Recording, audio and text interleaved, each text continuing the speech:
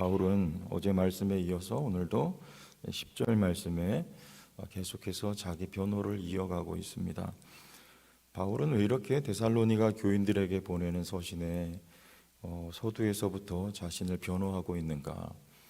어제 말씀드렸습니다만 바울을 폄훼하는 일부 세력들이 있었기 때문에 이유입니다. 그러나 여러분들에게 다시 한번 질문하겠습니다. 바울이 이렇게 자신을 변호하고 있는 이유가 자신을 위해서입니까? 아니면 성도를 위해서입니까? 성도를 위해서죠. 혹여 자신에게 어떤 오해가 성도들에게 또 됨으로 말미암아 하나님의 말씀이 그들에게 받아들여지는데 장애물이 될까봐, 다시 말씀드리면 성도를 위하여입니다. 바울은 항상 그의 관심이 오늘 말씀의 표현대로 올 10절에도 우리가 너희 믿는 자들을 향하여 이렇게 말씀하죠. 너희입니다. 너희. 이 너희라는 말씀이 단어가 오늘 본문의 포인트라고 보시면 돼요. 너희를 향하여. 너희는 누군가? 그러면 바울은 양육자고 너희는 피양육자이죠.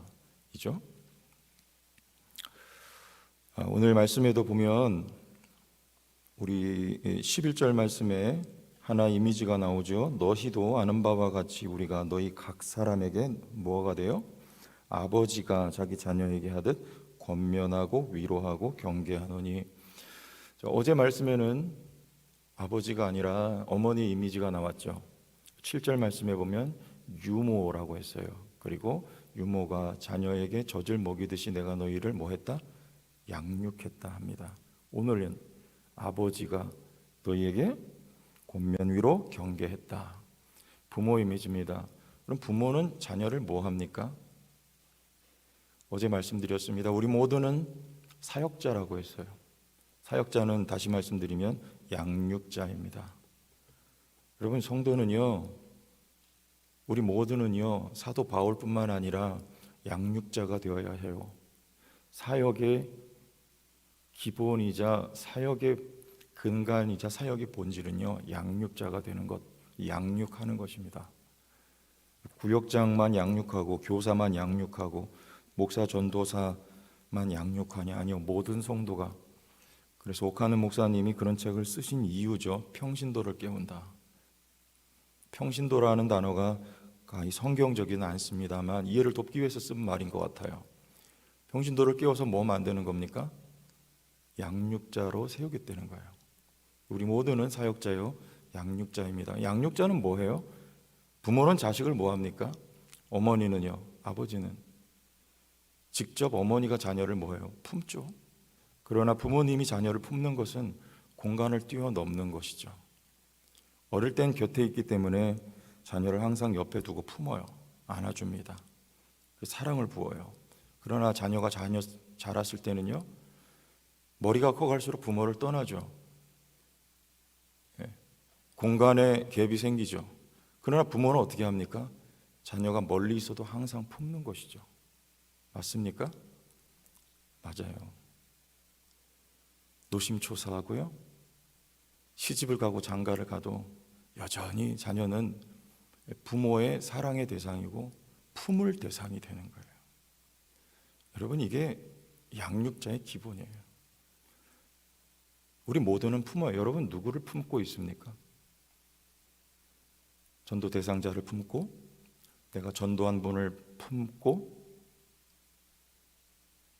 내가 가르치고 있는 학생들을 품고, 민족을 품고, 선교지를 품고, 세계와 열방을 품고, 여러분, 품는 교회가 될 수 있기를 주의 이름으로 축원합니다. 항상 품는 거예요. 그렇게 양육하는 거예요. 떨어져 있어도 그를 생각하며 기도하고 가슴에 품고 주님의 사랑을 흘려보내고. 그러니까 지금 대상이 누구예요? 너희죠. 절대 바울은 나를 위해서 지금 변호하고 있는 게 아니에요. 내가 양육하고 있는 피양육자들을 향하여. 그들이 온전한 그리스도의 장성한 분량에 이르도록. 너희가 곧 수단이 아닌 목적이 되는 것입니다. 성도는요, 수단이 아니고 목적이에요. 어제 우연치 않게 집사님 한 분을 만났어요. 집사님 하신 말씀이 그렇습니다. 앞으로 기대감이 굉장히 큰 거예요. 우리 성도교회가 앞으로는, 지금까지는 그랬지만, 지금까지도 이렇게 성장해 왔지만 앞으로 수백 명 더, 700명, 800명, 그리고 수천 명, 저는 이렇게 될 걸 기대하고 있습니다. 그러시는 거예요. 그래서 저도 그렇습니다, 집사님. 저도 그렇게 되기를 진심으로 바랍니다. 그렇지만 집사님, 그렇게 가면 그건 성경적이지 않습니다. 그랬어요. 그건 틀렸습니다. 잘못 가는 거예요. 결과도 중요하지만 결과적인 이야기예요. 성도교회가 800명 되고 1000명 되고 10,000명 되고 결과적인 이야기입니다. 그러나 성경은 결과를부터 이야기하지 않습니다.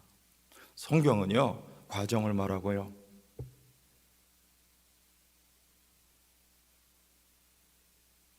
수단 방법 가리지 않고 결과를 이루기 위해서 나가면요, 교회가 타락하는 지름길이에요. 이게 우리 사거리 가시면 여러분, 그 휴대폰 가게 하나 있고 거기 자동차 경품 거는 거 혹시 보십니까? 경차 하나 이렇게 늘 세워 있죠. 과거에, 요즘은 안 그런 것 같은데 교회들이 많이 그랬어요. 전도 많이 해오면 그 경품 걸어놓고 자동차 주겠다. 수단 방법 가리지 않는 거죠. 결과를 먼저 상정해 놓고 우리가 나가면요, 그때부터 성도는 목적이 아니라 수단이 돼버리고 말아요. 그 결과물이 과연 성경적인 거냐 그러면, 여러분 오늘 말씀에 바울의 이야기를 들어보세요. 바울은 항상 너희 한 영혼을 말하는 거예요. 결과보다 더 중요한 거는요, 과정이에요. 방법이에요. 한 영혼을 하나님의 사랑으로 사랑하다 보니까 결과가 그렇게 되는 것이죠. 이게 제대로 가는 거예요. 성도 한 사람 한 사람이 목적이 되어야 하는 것이죠.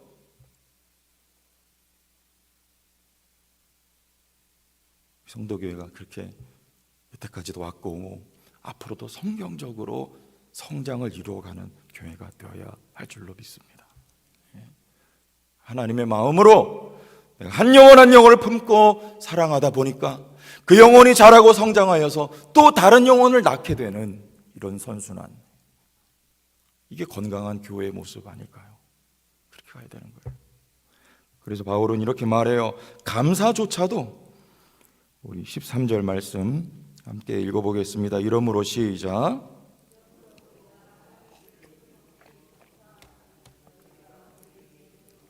하나님의 말씀을 받을 때에 사람의 말로 받지 아니하고, 거기까지만 읽겠습니다. 우리가 하나님께 끊임없이 감사함은, 바울의 감사조차도요, 왜 감사합니까? 너희 때문에 감사한 거예요. 여러분, 데살로니가 우리 전서 5장 17절에 우리 잘 아는 말씀 있죠. 어떻게 해요? 항상 뭐하라? 기뻐하라. 쉬지 말고 기도하라. 범사에 감사하라. 어떻게 항상 기뻐하고 어떻게 쉬지 않고 기도하고 어떻게 범사에 감사할 수가 있는가? 쉬지 않고 기도하라는 그 단어가요, 여기 오늘 끊임없이라고 하는 이 단어가 같은 단어예요. 끊임없이 감사함은 왜 끊임없이 감사할 수 있습니까? 너희 때문에 끊임없이 감사한 거. 너희가 무엇했기 때문에? 지금 하나님의 말씀을 받아, 누구의 말로? 나의 말이 아닌 하나님의 말씀으로 받아 건강하게 성장하고 성숙해가고 있는 너희의 모습을 보니까 내가 감사하다는 거예요. 오늘 1장 2절 말씀에 우리가 너희 모두로 말미암아 항상, 이거 같은 말이에요. 쉬지 말고 항상 끊임없이 항상 하나님께 감사하며 기도할 때에 너희를 기억하면, 어떻게 항상 감사하고 항상 기도합니까? 누구를 생각할 때? 내가 품고 있는 영혼을 생각할 때. 여러분, 아이 낳으니까 얼마나 기쁘셨어요? 막 피를 튀면서 아이 낳는데, 소리 지르면서 아이 낳는데, 살려달라고 아이 낳고 주님 삼창하면서 아이를 낳더라고. 제 아이 낳을 때 보니까 주여 삼창하고 아이를 낳아요. 주여! 그리고 또 보니 아직도 안 나왔니? 그리고 주여! 그러고 낳았어요. 근데 낳자마자 막 웃는 거예요. 이게 이렇게 됐나? 저는 처음 경험이니까. 영혼을 낳는다는 건 하나님의 기쁨입니다. 하나님의 기쁨이 바울 안에 담겨져 있는 거예요. 여러분, 한 영혼 전도해 보세요. 해 오지 않아도 나가서 복음만 전해 보신 경험 얼마나 기쁩니까? 누구 기쁨이에요 그게? 하나님의 기쁨이에요. 여러분, 우울할 일 있으면 나가서 전도해 보세요. 기쁨으로 변합니다. 기뻐요. 바울이 지금 항상 감사해요. 그리고 항상 기도해요. 그리고 항상 기뻐한다고 해요. 어떻게 해요? 너희를 향한 마음이 있기 때문에 그래요. 한 영혼을 생각할 때 그 영혼이 주의 말씀으로 자라가고 있는 모습을 볼 때 그게 너무나 기쁘고 너무나 감사하고, 기도할 때마다 그 영혼이 생각나서 항상 기도하지 않을 수 없는 상태, 이게 지금 바울의 상태예요. 누가 목적입니까? 너희가 목적이에요. 너희가 이렇게 양육하였더니 그들이 어떻게 됐습니까? 멋진 성도가 된 거예요. 어떻게 해요? 우리 다시 한번 3절에 이러므로 우리가 하나님께 끊임없이 감사함은 너희가 우리에게 들은 바 하나님의 말씀을 받을 때 누구의 말로? 사람의 말로 받지 아니하고 하나님의 말씀으로 받음이니 진실로 그러하도다. 이 말씀이 또한 너희 믿는 자 가운데에서 역사하느니라. 이렇게 멋진 성도가 되는 거예요. 바울이 말씀 전할 때 사람의 말이 아니고 하나님의 말씀으로 받는 바울과 피양육자인 성도들 사이에, 부모와 자식 사이에 있는 것과 같은 신뢰의 관계가 이루어져서 바울이 하나님의 말씀을 전할 때 그것을 사람의 말이 아닌 하나님의 말씀으로, 아멘으로 받고, 그리고 그 받은 말씀이 성도들 가운데 역사한다. 우리 어저께 읽었던 1장 제가 짚어드렸던 3절 말씀에 무슨 역사요? 너희 안에서 믿음의 역사. 이게 같은 말입니다. 사실은요, 하나님의 말씀이 그 안에서 살아서 역사하는, 그게 바로 믿음의 역사예요. 말씀이 심겨지면요, 믿음이 들어가고요, 그 믿음이 살아있는 예수 그리스도의 믿음이 되어서 그 성도들을 하나님 앞에 합당한 성도들로 이끌어가는 거예요. 여러분, 부모 자식 간에 신뢰가 없다면, 자녀가 부모를 믿지 못한다면, 부모가 자녀를 품지 못한다면, 그럼 그게 건강한 가정이겠습니까? 교회 안에 성도와 양육자 간에, 여러분이 품고 있는 여러분의 피양육자와의 관계 속에서 이런 관계가 있어야 돼요. 이런 관계가 일어나야 돼요. 지나 잘하지, 그러면 안 되는 거예요. 하나님의 말씀으로 받아들이고 그 말씀이 여러분 안에 살아 역사하는 우리 멋진 성도, 멋진 교회가 될 수 있기 바랍니다. 말씀대로 가야 돼요. 두 번째는요, 우리 14절 말씀 한번 다시 읽을게요. 형제들아, 시작. 형제들아, 너희가 그리스도 예수 안에서 유대에 있는 하나님의 교회들을 본받은 자 되었으니 그들이 유대인들에게 고난을 받음과 같이 너희도 너희 동족에게서 동일한 고난을 받았니라. 그래요. 자, 이렇게 멋있는 성도가 됩니다. 무슨 결과입니까? 양육의 결과입니다. 고난도 두려워하지 않고 고난을 받아내는 성도가 되는 것이죠. 누구를 닮았습니까? 유대에 있는 예루살렘 교회를 그대로 받았어요. 어떻게 그런 일이 가능합니까? 여러분, 시편을 읽어보시면 그 다윗의 믿음이 곧 누구의 믿음인 것을 알 수 있어요? 우리의 믿음과 신앙인 것을 알 수 있어요. 그 본질이 동일합니다. 하나님을 사랑하고 하나님을 경외하고 하나님을 의지하는 믿음. 여러분, 놀랍지 않습니까? 어떻게 같을 수가 있어요? 여러분, 저를 언제 만나셨어요? 2년 됐나요? 이제? 놀랍지 않습니까? 제가 고백하는 주님과 여러분이 고백하는 주님이 같아요. 제가 신앙하고 있는 이 신앙과 여러분이 신앙하고 있는 신앙이 같습니다. 놀랍지 않습니까? 언제부터 알았다고요? 여러분, 이 세상에 있는 모든 건강한 교회, 건강한 그리스도인들이 고백하는 주님, 그리고 그 믿음이 다 같아요. 선교지 가보시면요, 언제 봤다고 한 자리에 앉아서 언어가 달라도 그 자리에서 같이 주님을 찬양해요. 근데 그 언어가 통하는 거예요. 놀랍지 않습니까? 누구의 역사입니까? 성령의 역사입니다. 말씀의 은혜입니다. 동일한 본질, 동일한 DNA예요. 오늘 여기 마찬가지예요. 이 데살로니가 교회는 이방 교회예요. 예루살렘 교회보다 나중에 바울에 의해서 선교되고 전도되고 세워진 교회예요. 어떻게 예루살렘 교회를 빼다 박았습니까? 성령의 역사예요. 말씀이 던져지고 그 말씀이 받아들여진, 말씀에서부터 싹이 난 그들의 믿음, 그리고 교회라는 사실이죠. 양육의 결과입니다. 양육은요, 영혼을 품는 거예요. 그리고 뭘 먹이는 거예요? 젖을, 말씀을 먹이는 것입니다. 이런 고난이라고 하는 것은요, 놀라운 거예요. 힘들지만, 어렵지만 그 배후에는요, 사탄이 있어요. 오늘 말씀 보세요. 18절, 그러므로 나 바울은 한 번, 두 번 너희에게 가고자 하였으나 누가 막았다? 사탄이 막았다. 누구를 말하는가? 유대인들 말합니다. 예수님을 누가 죽였습니까? 유대인들이 죽였어요. 예루살렘 교회를 누가 박해했습니까? 유대인들이 박해했습니다. 바울이 가는 곳마다 누가 쫓아다니면서 고통스럽게 했습니까? 유대인들이었습니다. 바울이 데살로니가에서 전도할 때 바울은 오래 있고 싶었습니다. 그러나 오래 있지 못하고 야반도주할 수밖에 없었던 이유는 유대인들이 극렬한 반대와 박해가 있었기 때문에요. 그들이 어디까지 쫓아옵니까? 다음 행선지인 베레아까지 쫓아와서 바울이 못내 아쉬워 물론 갑니다. 3차 때 데살로니가에 가고 싶었지만 갈 수 없었던 이유, 유대인들 때문이었어요. 누구예요? 그 배후의 역사는 사탄입니다. 여러분, 고난과 박해는 모든 것이 하나님의 주권 속에 있지만 그러나 사탄을 통하여 역사되는 거예요. 뭐를요? 교회를 무너뜨리고 성도를 넘어지게 하려는 것이지만, 그러나 여러분, 그 박해로 말미암아 예루살렘 교회는 흩어졌지만 생명력은 더 넓게 퍼지는 것이죠. 예수를 막이는 십자가에 못 박아 죽였지만 예수의 생명은 온 땅에 번져나가는 거예요. 여러분, 민들레 꽃을 여러분 발로 차보세요. 그리고 훅 불어보세요. 어떻게 돼요? 형체는 없어지지만 그 생명력은 더 넓게 퍼지는 것처럼, 여러분 삶에 어떤 어려움이 있어도 우리의 믿음을 고난 더 단단하게 만들어주는 거예요.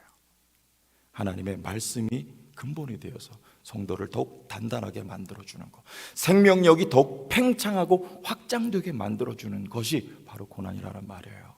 이렇게 멋있는 성도를 양육함을 통해서 만들어내었다라는 것이죠. 우리 2절 말씀 보고 마지막 부분 보고 넘어가겠습니다. 우리 12절 말씀, 이는 같이 읽어볼게요. 시작. 이는 너희를 부르사 자기 나라와 영광에 이르게 하시는 하나님께 합당히 행하게 하려 함이라. 바울이 이렇게 성도들에게 부모의 마음으로 성도들을 품고 그들에게 말씀의 젖을 먹이 그들을 양육한 것은요, 하나님의 나라, 자기 나라와 영광에 이르게 하시는 하나님께 합당히 행하게 하는 거예요. 바울 자신뿐만 아니라 바울이 양육하고 있는 그 성도들도 합당하게 행하는 성숙한 성도를 만드는 것. 그럼 합당하게 행하는 것은 무엇일까요? 합당하게 행하는 것은 오늘 말씀 19절부터 읽어보겠습니다. 우리의 소망이나, 시작. 우리의 소망이나 기쁨이나 자랑의 면류관이나 무엇이나 그가 강림하실 때 우리 주 예수 앞에 누가? 너희요. 우리 마지막 절 시작. 너희는 우리의 영광이요 기쁨이니라. 하나님 앞에 바울은 지금요 종말론적 관점을 가지고 살아가고 있는 거예요. 우리 주님 강림하실 때, 이게 데살로니가 전후서 전체에 흐르고 있는 사상이에요. 이 마지막 때에 우리가 하나님 앞에 합당하게 행하는 것은 무엇일까요? 바로 너희예요. 너희. 한 영혼을 품는 거예요. 너희를 사랑하는 거예요. 바울 자신은 지금 그렇게 살아가고 있습니다. 왜? 주님 오실 날이 멀지 않았기 때문에. 아니, 주님의 나라는 지금 현재 우리에게 임하였고, 그리고 장차 완성될 날이 멀지 않았기 때문에. 여러분, 제가 말씀드린 적이 있습니다. 창세기 5장에 맨 마지막에 나오는 인물이 누굽니까? 노아 앞에 무드셀라입니다. 그러나 그의 아버지가 에녹이었어요. 에녹이 주와 동행할 수 있었던 것은요, 하나님이 무드셀라를 주셨기 때문이에요. 무드셀라가 그 이름이 여러분 무슨 뜻이라고 했습니까? 하나님 죽이고 보낸다는 거예요. 누굴 죽이고요? 무드셀라가 죽은 이후에 홍수를 보낸다는 거예요. 마지막이죠. 이 세상이 물로 심판될 날이 이제 머지 않았다는 것을 하나님이 무드셀라를 에녹에게 주심으로 말미암아 계시하신 것이죠. 에녹은 이 세상에 덧없음을 깨닫고 주와 동행하는 삶을 살 수 있었던 것처럼 여러분, 이 세상은 덧없는 세상이에요. 주님의 나라가 이미 여러분 안에 임하였고 장차 그 나라가 완성될 날이 머지 않았어요. 바울은 종말론적인 관점을 가지고 지금 살아가고 있을 때 무엇을 위하여 나의 나머지 삶을 주께 드릴 것인가? 하나님이 우리에게 주신 한 영혼을 품는 것, 그리고 그들에게 하나님의 말씀을 먹여 양육하는 것. 나뿐만 아니라 그들도 성숙하여 그들도 이런 종말론적인 관점을 가지고 또 한 영혼을 품는 것. 여러분, 이것이 이 마지막 때를 살아가는 성도의 합당한 삶인 것을 믿을 수 있기를 예수님의 이름으로 축복합니다. 더 이상 나를 살지 아니하고 주의 나라와 그의 일을 위해 살아가는 것, 여러분 가슴속에 누군가를 품는 거예요. 그 영혼을 위해 바울이 말한 것처럼 내가 너희를 위해 목숨까지 버릴 수 있다는 그 고백이 우리 모두에게 있어야 할 줄로 믿습니다. 기도하겠습니다. 하나님 아버지,